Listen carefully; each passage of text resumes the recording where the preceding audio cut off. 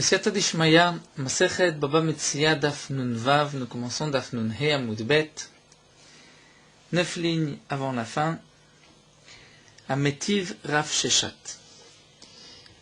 La Gemara nous avait rapporté la Mishnah. Dans la Mishnah, nous avons vu que si un homme a consommé de la Troumat Maaser d'une récolte de maïs qui appartenait à un Ma'aretz, un ignorant, où nous avons un doute, est-ce qu'il a prélevé le Maaser, la Troumat Maaser? On se devra de prélever encore une fois Misafek, parce que nous avons un doute, c'est une halakha Midei Rabbanan, de reprendre le Maaser et la Troumat Maaser, et celui qui consommera Troumat Maaser de Dmaï devra rembourser au Kohen et rajouter même un chomesh, un cinquième, au prix de ce qu'il a consommé.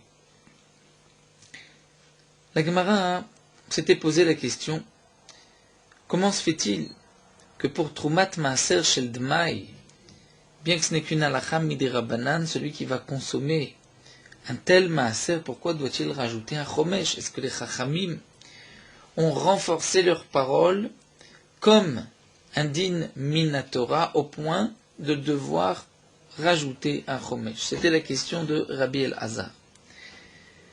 Et Shmuel a répondu à cette question qu'effectivement l'auteur de la Mishnah c'est Rabbi Meir qui pense que dans beaucoup de dinim et des Rabbanan, les Chachamim ont renforcé leurs paroles et nous avons vu Rabbi Meir à propos d'un guet.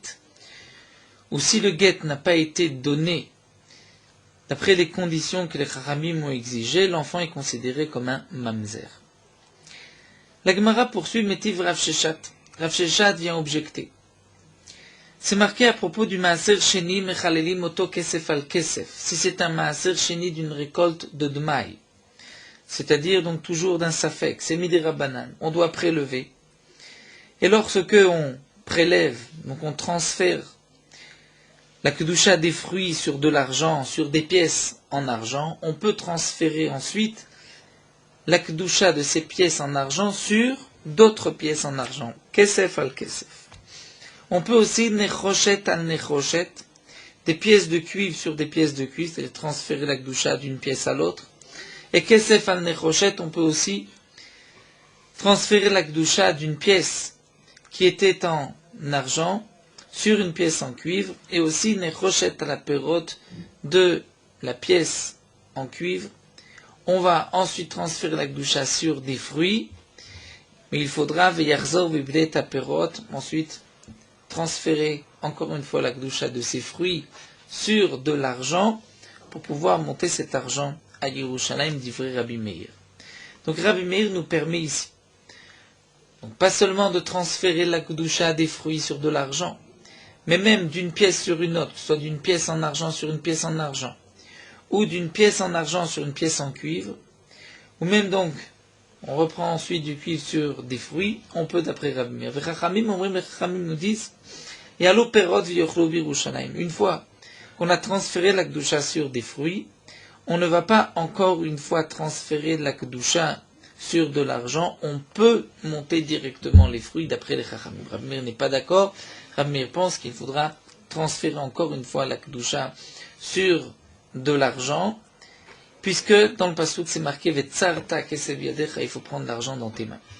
Tosfot explique en longueur quelle est la marloquette de Rabbi Meir et des Chachamim sur ce point-là. Mais ce qui nous intéresse dans cette braïta de Rabbi Meir, c'est de voir qu'on peut transférer la kedusha d'une pièce sur une autre, kesef al kesef et kesef al nechoshet, pour une récolte de Dmaï. Et pourtant, demande la Gemara, est-ce qu'on peut transférer la kedusha d'une pièce en argent, du Maaser Sheni qui se trouve sur la pièce en argent, la transférer sur une pièce en cuivre, pourtant nous avons une Mishnah qui nous dit, c'est là shel Maaser Sheni, veshel chulin sheni ta'arvu. Un homme avait une pièce de Maaser Sheni. Et donc cette pièce, il ne peut pas la consommer ici. Il doit prendre cet argent, monter à Yerushalayim et acheter de la nourriture, des corbanotes, et les consommer à Yerushalayim. Cette pièce s'est mélangée avec une autre pièce qui est profane. Chez les Tarvou, les deux pièces sont mélangées, on ne sait pas quelle est la pièce du Maaser Sheni. On pourrait monter ces deux pièces à Yerushalayim, et consommer ce qu'on achètera avec ces deux pièces, Bigdushat Maaser Sheni. Seulement si on veut ne pas transporter les deux pièces, juste garder une seule, alors on fera la chose suivante. Mevi besela ma'ot. On prendra l'équivalent d'un sela de pièces. Deux pièces, nous dit Rashi, en échochet, en cuivre. Veomer, il dira kol makom sheishna sela shel maaser sheni mechullet al ma'ot alalu. Là où se trouve la pièce du maaser sheni, la gdusha de ce maaser sheni va être transférée sur ces pièces. Donc nous avons devant nous deux pièces, deux sela, un qui est maaser sheni, l'autre qui est choulin, on ne sait pas lequel des deux est maaser sheni. On va apporter des pièces en cuivre, le sela est en argent. On va apporter des pièces en cuivre et on va transférer la kedusha de la pièce maaser sheni, on ne sait pas c'est laquelle des deux, mais on dit celle qui est maaser sheni, on transfère la kedusha sur ces pièces en cuivre. Donc, c'est la shel maaser sheni mechoulet al ma'ot alalu. Ensuite, ou borer et tayafe shebem, on reprend une des deux pièces des premiers slaim, la plus belle, ou mechalelo alea, et on transfère de nouveau la kedusha qu'on a mis sur ces pièces, sur ce nechochet, ces pièces en cuivre, on remet la kedusha sur la pièce en argent, mipnei she'amru, parce que nous avons dit, c'est-à-dire nous explique Rashi, c'est pour cela qu'on va faire tout cela, on va d'abord transférer la kedusha de l'argent sur donc des pièces en argent sur des pièces en cuivre pour ensuite retransférer des pièces en cuivre sur la pièce en argent. Et on ne va pas dire directement qu'on pourrait prendre une des deux pièces et dire un tnaï. Si ça c'est la pièce du maaser sheni, je la garde en tant que maaser sheni. Si c'est la pièce rouline et c'est l'autre qui est maaser sheni, je transfère la kedusha de cette pièce sur cette autre pièce. Eh bien non, on ne dira pas une telle chose. Pourquoi? Parce qu'on a dit qu'on peut transférer la kedusha qui se trouve sur une pièce en argent et la transférer sur une pièce en cuivre seulement midochak, avec difficulté. Avec difficulté, on permet parce qu'on n'a pas le choix. Et Rashi nous dit, mais kesef al kesef, de l'argent, c'est-à-dire la kedusha d'une pièce en argent sur une pièce en argent, ça on ne peut pas. Ça ne s'appelle pas un chiloul, ça ne s'appelle pas transférer la kedusha, c'est-à-dire racheter, être mechalel, enlever lorsque il s'agit d'une pièce en autre, d'une pièce à une autre, ce sont deux pièces en argent, mais d'une pièce sur le cuivre, ça on peut le faire midochak. Et l'osheikaim kenen, ne pas laisser le maaser sheni sur la pièce en cuivre, et la shechoser mechalal la kesef. Ensuite, on ramène la kedusha sur une pièce en argent. Donc la Gemara nous explique pourquoi on ne va pas directement prendre une des deux pièces, puis on va transférer la kedusha de la pièce en argent sur la pièce en argent. Ça on ne peut pas, même midochak. Ce que l'on peut faire, c'est prendre une pièce intermédiaire en cuivre, faire passer la kedusha de la pièce en argent sur la pièce en cuivre, et ensuite ramener cette kedusha à une des deux pièces en argent. Ça c'est ce qui nous est marqué dans cette Mishnah.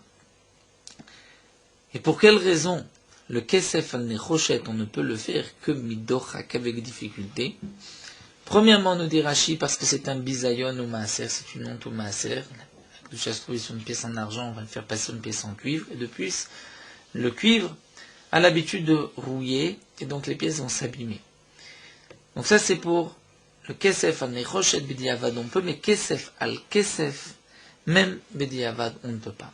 En tout cas, nous dit l'Agma, c'est marqué que mechalelim midochak. On peut transférer la kedusha d'une pièce en argent sur une pièce en cuivre seulement avec difficulté midochak. Inchelo midochak lo. Seulement midochak. Seulement avec difficulté. Mais pas lechatrila. Donc comment se fait-il que pour le dmaï, on nous a permis de transférer la kedusha d'une pièce en argent sur une pièce en cuivre? Et là, on nous permet de le faire, même les chatrila. Pourquoi on ne dit pas que c'est juste midochak? D'après Rabbi Meir, et la première a été rapportée par Rav Sheshat, c'est Rabbi Meir. Cette Mishnah là de Dmaï, c'est d'après Rabbi Meir, et Rabbi Meir pense qu'on peut transférer la kedusha si vraiment les Chamim ont renforcé leur gzerot comme une halakha minatora. On n'aurait pas pu les chatrila transférer, mais kesef al nechochet. Donc on voit que Rabbi Meir n'a pas renforcé, d'après lui on ne renforce pas les dinim midirabanan comme une halakha minatora? Ça, c'est la question que pose Rav Sheshat. Donc Rav Sheshat pose une contradiction à propos du Maaser Sheni même. Amar Rav Yosef répond à Falpishin Bekel, Rabbi Meir Bepidiono, Machmiru Ba'achilato. Rav Yosef répond, dit, ce n'est pas une question. Rabbi Meir, effectivement, Mekil, à propos du Pidion, comment on va transférer la Kedusha. Mais comment on mange le Maaser Sheni? Là, au contraire, Rabbi Meir est Mahmir. Et donc, puisque notre Mishnah, il s'agit d'un homme qui a mangé du Maaser Sheni sans faire exprès, il doit payer ce qu'il a mangé et rajouter un cinquième, là, Rabbi Meir pense qu'on a fait un chizouk, on a renforcé les paroles des Chachamim comme une halakha minatora et on rajoute un cinquième. Ce que Rav Sheshat nous a rapporté, c'est à propos du Pidion. Pidion, on est plus Mekil. Et nous allons apporter une preuve des Tanya. Nous allons voir qu'à propos de la Achila, on est Mahmir. Puisque c'est marqué Loïtiru limkor dma ila lesiton bilvat. Il y a une halakha.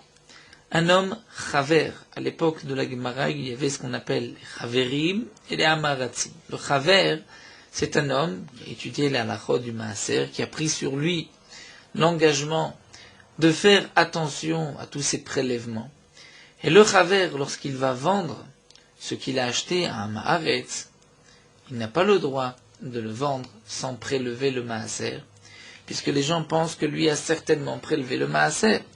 Donc, loïtiru limkor dmaï, donc les Chachamim n'ont permis à un chaver de vendre le dmaï sans prélever le Maaser, et là les siton bilvat seulement si ce chaver est un grossiste, c'est-à-dire dans le cas où il a acheté de plusieurs personnes, donc il a acheté même une récolte de maïs, là il n'est pas obligé de prélever le maaser. Pourquoi?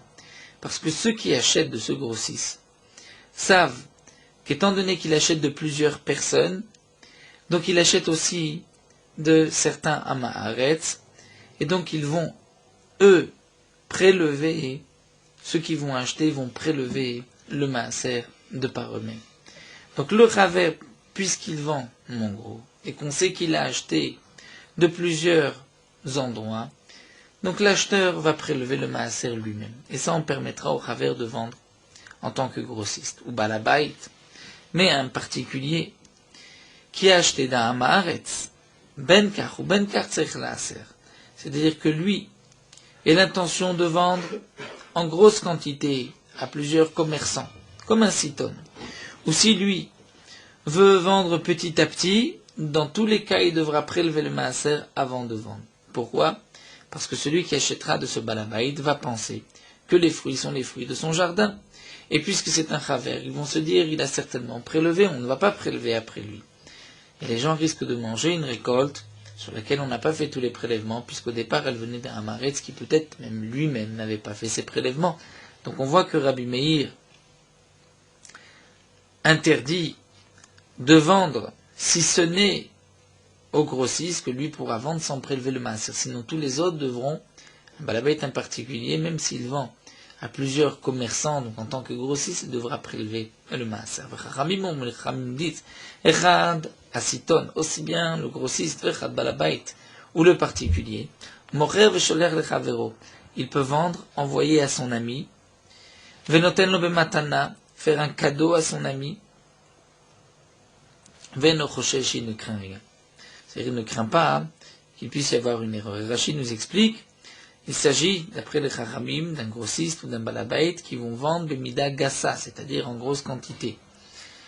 Donc dans ce cas-là, ils pourront vendre, même sans prélever le maaser, puisque tout celui qui achète d'un grossiste ou de celui qui vend grande quantité, sait très bien que ça a été acheté de plusieurs personnes, et que c'est une récolte de maïs, et donc l'acheteur, lui, prélèvera le maaser. Là, nous avons vu que Rabbi Meir est plus mahmir que les Chachamim. Et il pense qu'un balabait, même lorsqu'il vend comme un grossiste, il doit prélever avant de vendre. Donc on voit que Rabbi Meir est effectivement mahmir ba'achilato à propos de la consommation du dmaï. Donc là, la Gemara a répondu à la question de Rav Sheshat en faisant la différence entre le pidion et la achila. Metiv Ravina objecte, c'est marqué au Karmina Nachtom, un homme qui achète d'un boulanger, Maaser minachama la tzonenet, il achète d'un boulanger, ce boulanger est un amaaretz, un ignorant, donc ce qu'il achète est dmaï. Dmaï, c'est composé de deux mots en araméen, da, maï. Ceci, maï, quel est son statut? Nous avons un safek. Donc celui qui achète d'un nartom, d'un boulanger. Et le boulanger va revendre et je ne sais pas s'il a prélevé le maaser. Eh bien, maaser, je devrais prélever le maaser. Minachama la tsonenet, même si j'achète plusieurs pains et qu'il y a un pain chaud, je pourrais prélever de ce pain chaud pour les pains froids. Ou minatsonet alachama, ou prélever du pain froid pour le pain chaud. Bien que le pain chaud est meilleur, j'ai le droit de prélever donc, du meilleur sur quelque chose de moins bon ou de quelque chose de moins bon sur le meilleur. Et là, Rabbi Meir rajoute va filo mitfusi marbe, même si on voit que le pain a des formes différentes. Puisque le pain a des formes différentes, donc je vais penser que le nartom n'a pas acheté, c'est-à-dire ce boulanger n'a pas acheté les pains à la même personne. Il a peut-être pris les pains de cette forme d'une personne et les pains de cette autre forme d'une autre personne. Et les amaratim, nous avons un doute, est-ce qu'ils ont prélevé le maaser ou pas? Peut-être que un a prélevé le maaser et l'autre ne prélève pas le maaser. Donc si je veux prendre le maaser d'un pain pour un autre, si c'est de plusieurs tfousim, il pourrait y avoir une crainte que Rabbi Meir ne tient pas compte ici. Quelle est la crainte qu'on aurait pu avoir? C'est que je vais prélever de ce tfous, et ce tfous est de la provenance de un amaretz, d'une personne. L'autre tfous est d'une autre provenance. Le premier a prélevé le maaser, le deuxième n'avait pas prélevé. Si je prélève du premier pour le deuxième, le premier je ne peux pas prélever puisqu'on a déjà prélevé le maaser. Donc si je prélève encore une fois l'autre récolte, je ne lui ai pas enlevé son problème de maaser de tevel puisqu'on ne peut pas prélever de quelque chose qui est déjà moussa sur quelque chose qui ne l'est pas.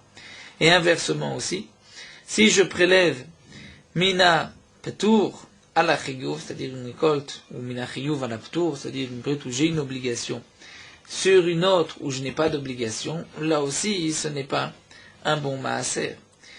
Donc si Rabbi Meir nous permet de prendre maaser d'un pain sur un autre vafilu mitfusi marbe, même si c'est de plusieurs formes, je vois que Rabbi Meir n'est pas Rochesh, ne craint pas que les pains appartiennent à plusieurs personnes. Et donc la Gemara continue et nous dit, pour essayer de comprendre Rabbi Meir, Bishlama minatsonenet alachama, encore de prélever d'un pain froid sur un pain chaud. C'est vrai que le pain chaud est meilleur, et c'est prélevé sur ce qu'on appelle du ras sur le tov, du ras sur le yafé. Mais je pourrais dire Bediavad Kede Rabbi Ilae.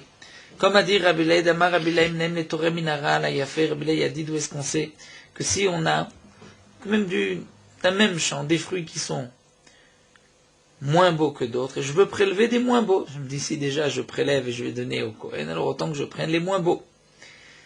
Je n'ai pas le droit. Le Chatrila, la Torah demande de prélever le meilleur.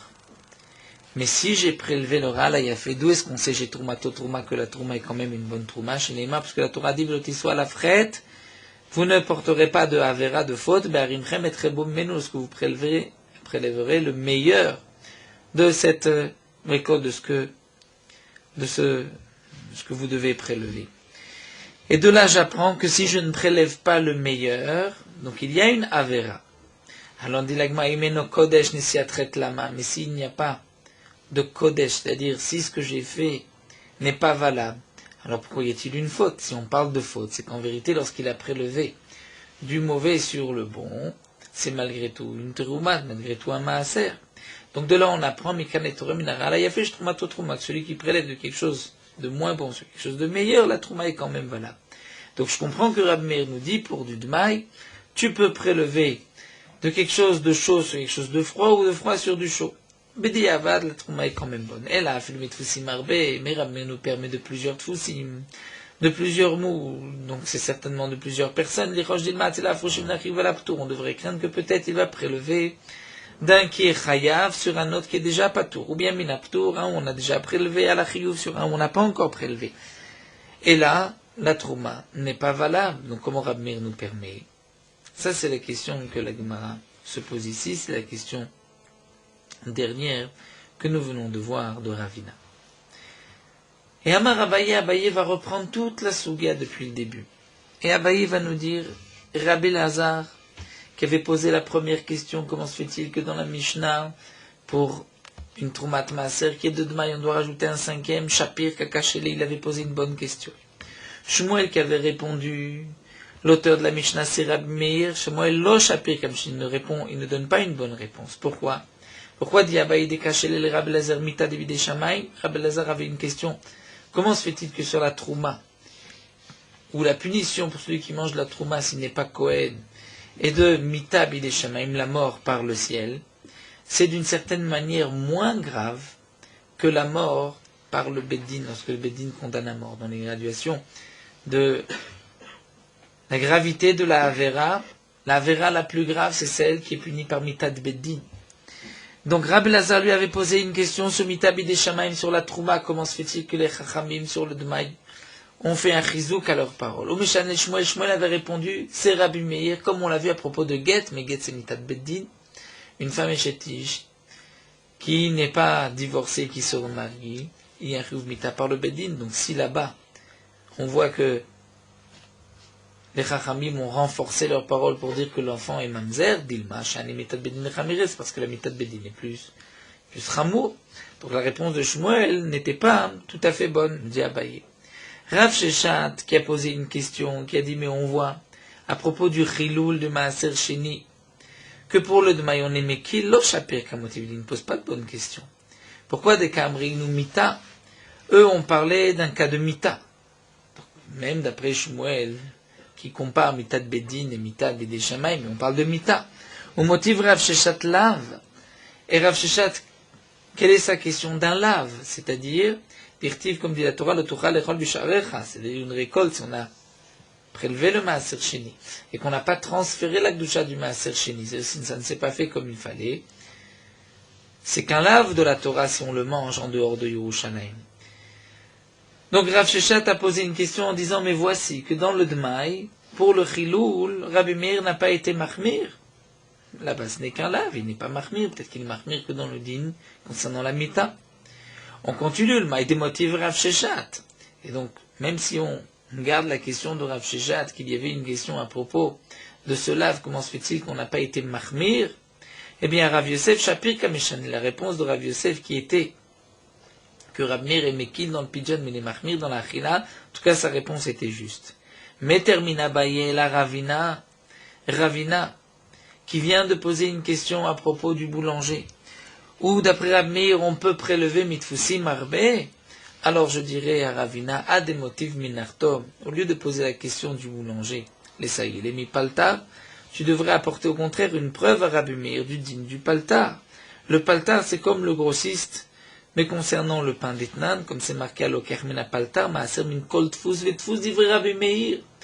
Rabbi Meir nous dit que celui qui achète d'un grossiste du pain, il devra prélever de chaque forme différente. Pourquoi? Parce qu'on considère que chaque forme provient d'un autre endroit, donc d'un maaretz différent. Peut-être que l'un a prélevé, l'autre n'a pas prélevé.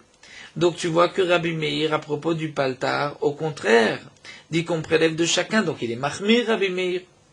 Et la maït lecha le mimar, donc comment vas-tu expliquer la différence entre le boulanger, le paltar et le grossiste?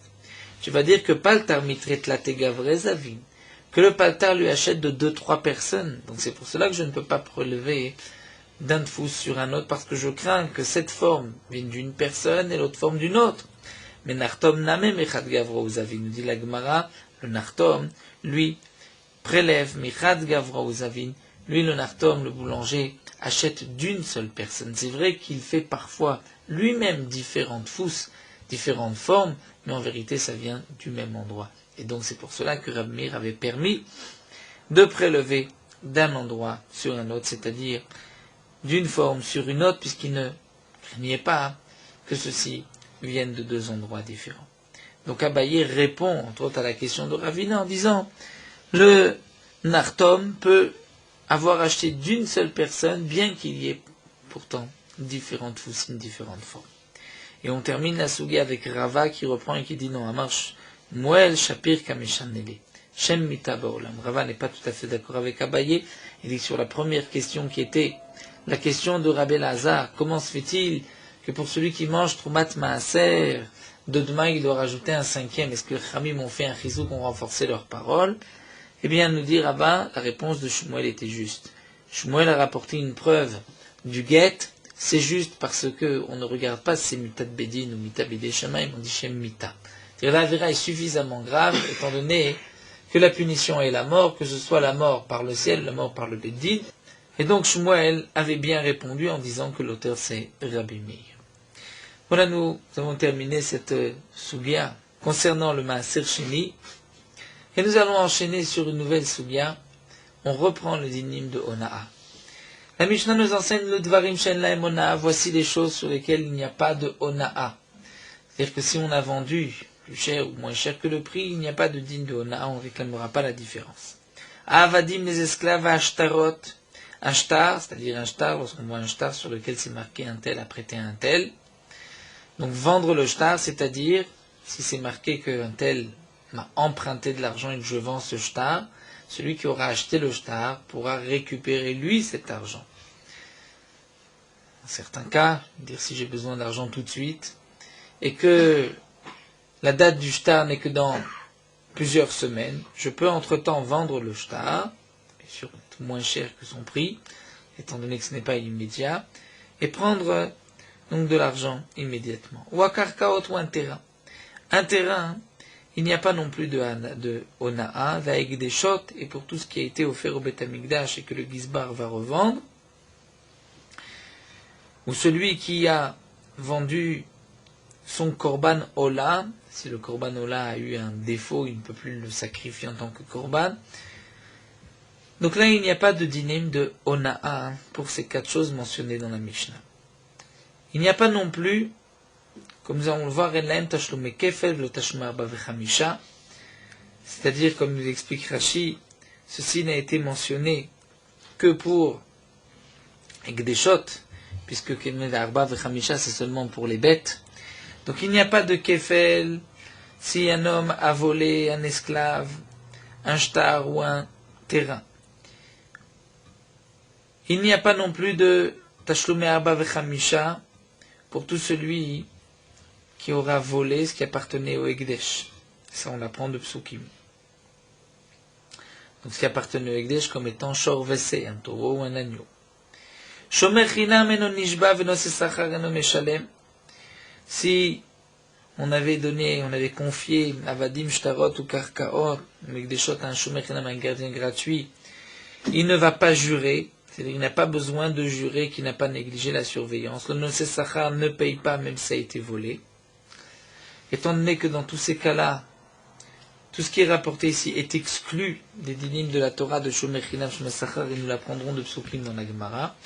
Rabbi Shimon Omer, Kadashim, Shuchal, Bacharutam, Yesh Lemona. Rabbi Shimon fait la différence et nous dit, lorsque un homme a voulu offrir un korban ola au Bet Amikdash, il a dit, je prends sur moi d'apporter un korban ola, il a prélevé cette bête. Cette bête a eu un défaut, il va la vendre. Étant donné qu'il doit apporter une autre bête, eh bien là il y a ona'a, il ne peut pas la vendre plus cher que son prix, ou l'acheteur ne pourra pas l'acheter moins cher que son prix. Pourquoi? Parce qu'on rentre dans le guéder de la Torah, velotonu ish tachiv. Ici il s'agit de son prochain, ça ne appartient pas juste au Ekdesh, étant donné qu'il y a une responsabilité, que si cette bête meurt, je dois en apporter une autre. Donc c'est considéré comme ma bête. Et l'interdiction de l'otonu ish et tachiv, de ne pas faire ona'a, un homme à son frère juif. Donc pas au Ekdesh, mais dans ce cas-là, puisque les chal bachariyut, c'est comme c'est à lui. Chez nous, chal bachariyut en ona'a. S'il n'y a pas de chiyuv bachariyut, il n'y a pas de ona'a parce que c'est entièrement au Ekdesh. Lorsqu'il a dit, cette bête sera ola. Si cette bête a un défaut, on la vend, on peut la vendre à n'importe quel prix, il n'y a pas de digne de ona'a. Rabbi Yehuda Omer Afmor Sefer Torah Bema ou Margalit. Rabbi Yehuda nous dit de même celui qui vend un Sefer Torah, une bête ou une perle, une pierre précieuse, il n'y a pas de ona'a.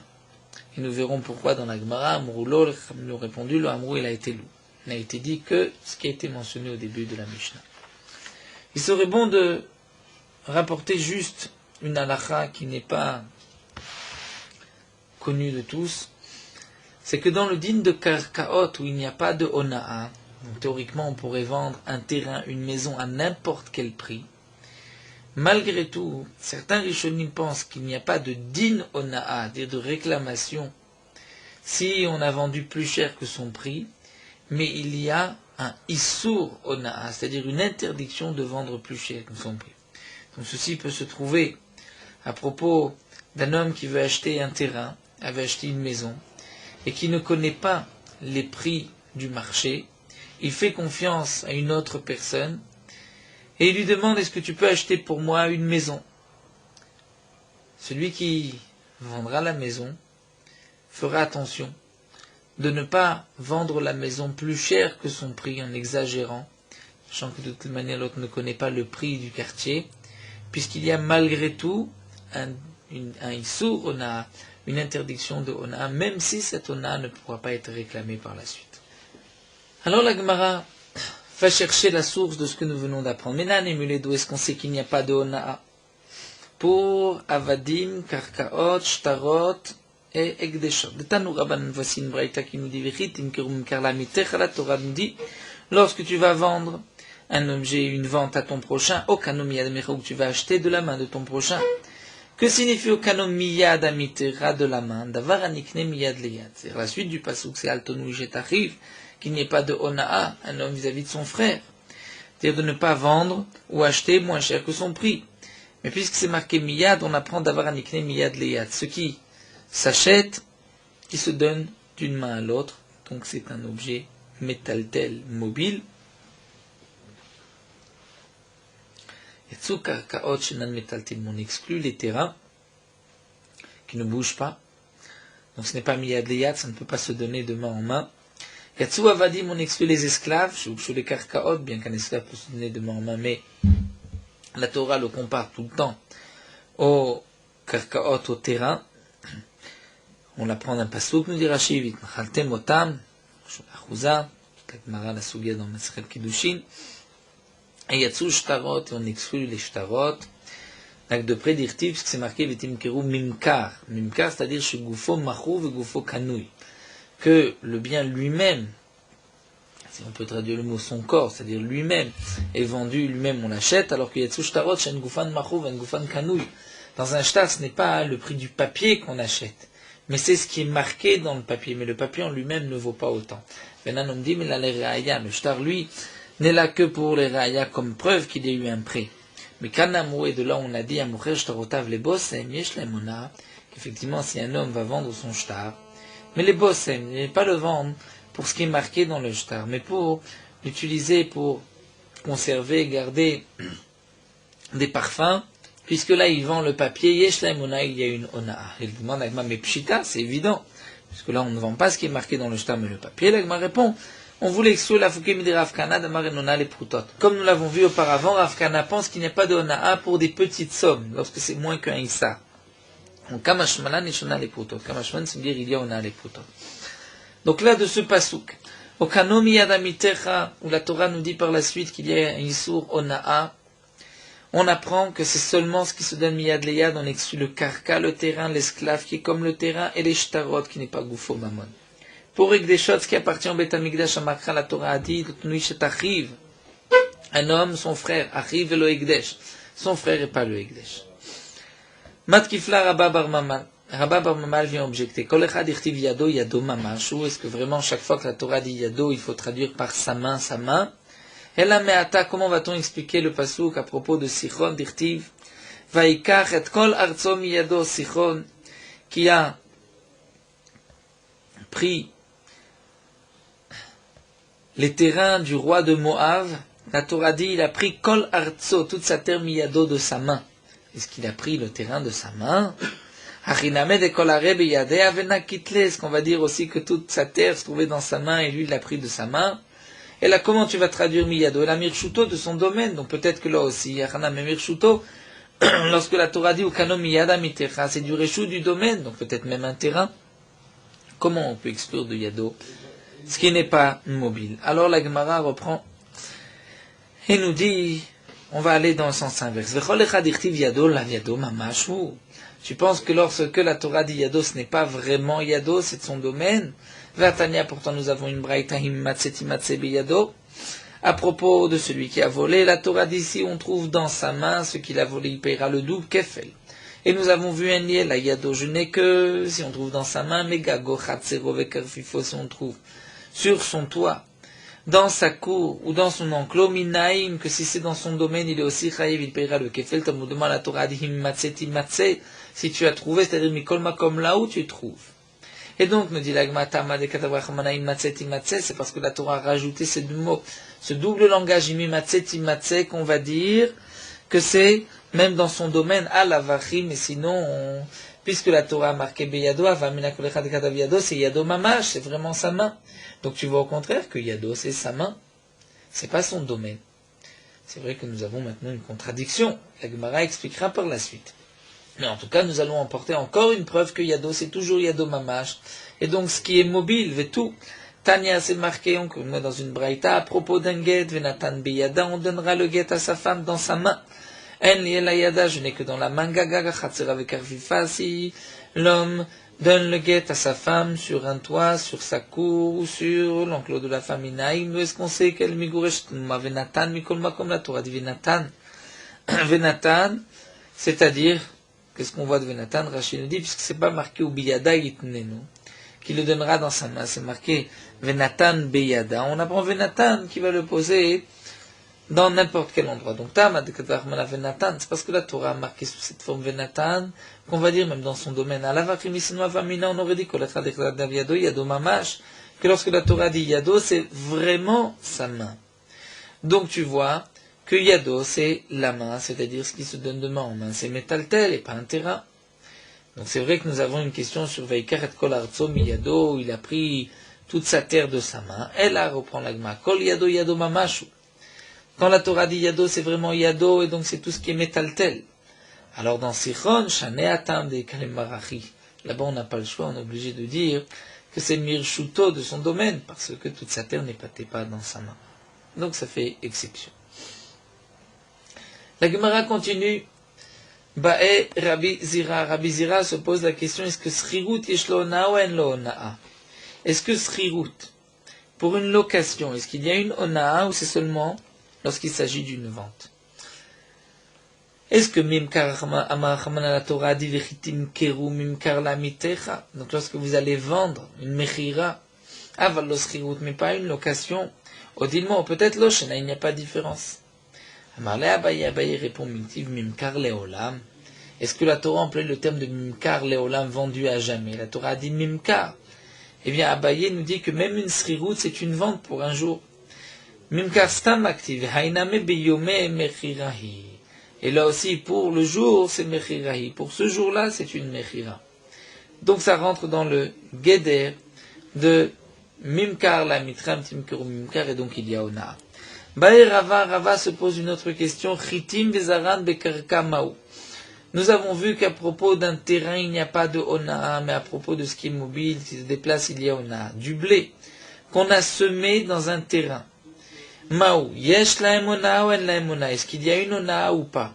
Est-ce qu'on va dire que madeshadan bekargadad damian, c'est-à-dire ce blé qui est sous la terre, qui a été planté, qui a été semé, c'est comme s'il est mis dans une cruche. Et donc, yesh la emona, puisque c'est mobile. Odilma batlin ou al-gavara, ou peut-être que ça s'annule au sol, et donc ça devient comme un karka. Alors la Gemara va juste continuer une petite précision, et mais de quel cas il s'agit. Ilima de amariu, shadabei shita.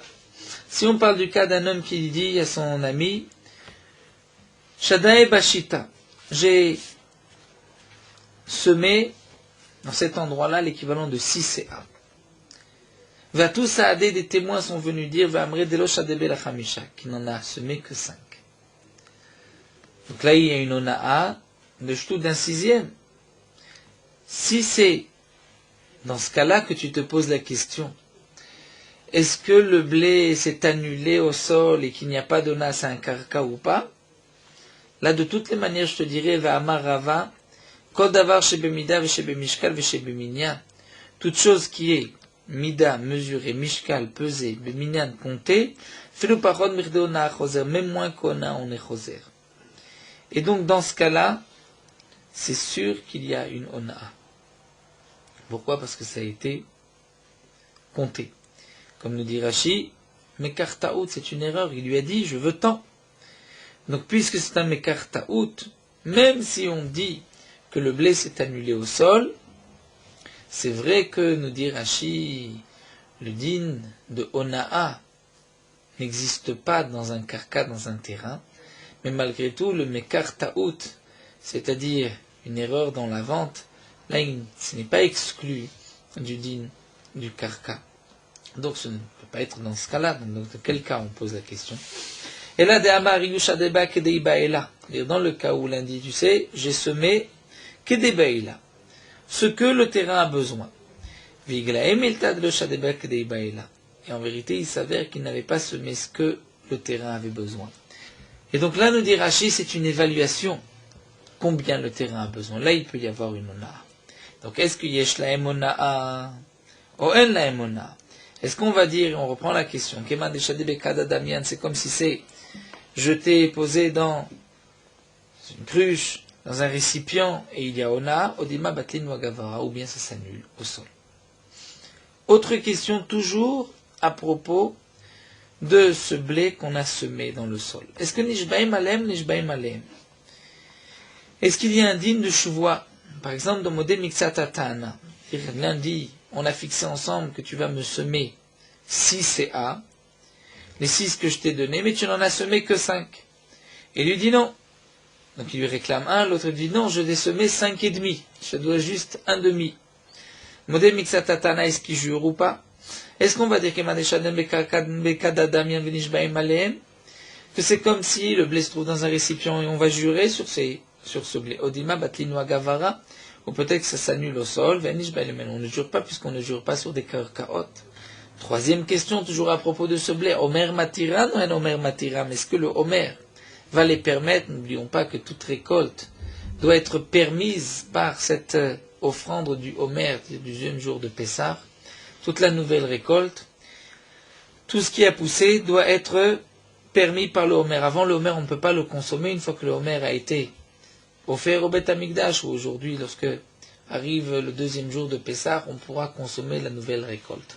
Et le Homer, le deuxième jour, va permettre une nouvelle récolte qui a déjà poussé, ou même si on a semé du blé un peu avant Pessah, mais que le blé a déjà pris racine dans la terre, lorsqu'arrive le Homer permettra donc la nouvelle production, même ce qui sortira bien après Pessah.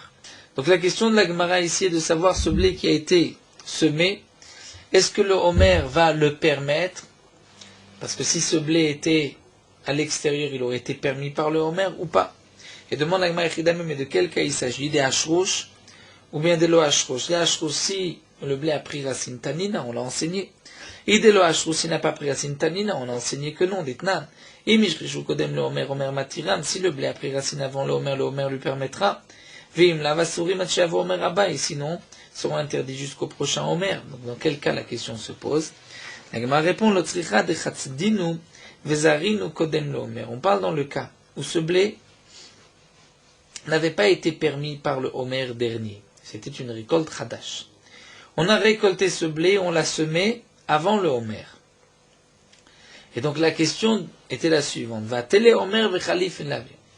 Le Homer passe sur ces blés, c'est-à-dire une fois que le blé est dans le sol.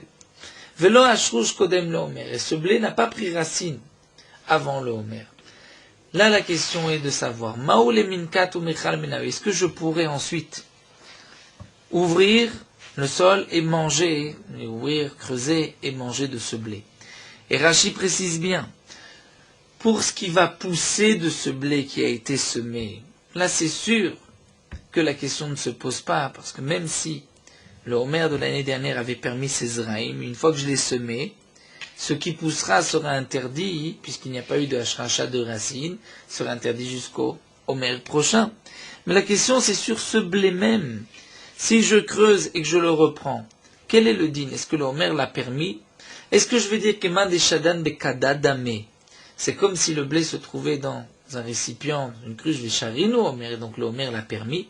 Odin ma batlin wagavara, ou bien le blé était annulé au sol, et donc c'est comme si c'était le karka, et donc il ne peut pas y avoir de Homer qui va permettre le sol. Et donc dans ce cas-là, si je creuse et que je prends du blé, ce blé n'a jamais eu de permission. Ai-je le droit ou pas? Tekou. Donc toutes ces questions restent suspendues jusqu'à la venue de Eliyahu Hanavi. Donc nous avons vu à propos du blé qui a été semé dans le sol, quel est son statut? Est-ce que c'est comme s'il est dans une cruche ou il s'annule au sol? Et on a posé la question par rapport au din de Ona'a, par rapport au din de Shuvoa et par rapport au din de Homer, et la Gemara reste dans ces trois cas. Les Tekou, la question est suspendue jusqu'à la venue d'Eliyahu Hanavi. Nous arrêtons là. Voilà. Nous poursuivons avec Morot Halacha Daf Nun Vav. La Torah interdit de prêter son argent avec intérêt aussi bien à un pauvre comme à un riche. La Torah ne fait pas de différence aux pauvres ou aux riches. Même aux riches, il est interdit de prêter avec intérêt. Même lorsque le lové donc prend l'argent, emprunte de l'argent et va faire une affaire et gagner énormément d'argent, nous avons l'interdiction de prendre un intérêt. Il n'y a pas de différence dans l'interdiction de ribit, que ce soit un emprunt pour que le lové puisse vivre, acheter de quoi manger, ou même si c'est pour faire une grande affaire où il gagnera beaucoup d'argent. Dans la paracha de ribit, c'est marqué « ton frère vivra avec toi ». Les Chachamim m'ont appris de cela, que l'interdiction de ribit ne concerne que ton frère juif Israël, mais avec un non-juif, puisqu'il ne fait pas partie de Achira, il n'y a pas d'interdiction, on pourra lui prêter avec intérêt, et de même un Israël pourra emprunter de l'argent avec intérêt d'un non-juif. Les poskim nous disent que tout homme droit doit faire attention s'il a la possibilité de ne pas prêter de l'argent à un non-juif avec intérêt, et il devra faire confiance à Kadosh Baruch Hu, comme c'est rapporté par les Chachamim, Kaspol Onatan Ben Nesher, même à un non-juif, il n'a pas donné son argent avec intérêt.